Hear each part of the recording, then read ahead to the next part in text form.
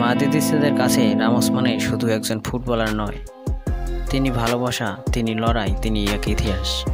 Injury হোক কিংবা লাল card হোক কিংবা বিপদ, তিনি কখনোই পিছু হটেননি।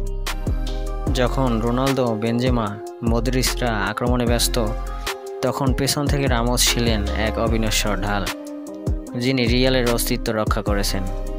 যখন দলকে একজন গোল স্কোরারের প্রয়োজন ছিল, তখন তিনি নিজেই উঠে গেছেন সামনে, হেড অথবা ঠান্ডা মাথায় পেনাল্টি নিয়ে এনে দিয়েছেন জয়। 16 বছর মাদ্রিদের জার্সি পরে মাঠে নেমেছিলেন রামোস। জিতেছেন 22টি ট্রফি, যার মধ্যে 4টি চ্যাম্পিয়ন্স লিগ, 5টি লা লিগা।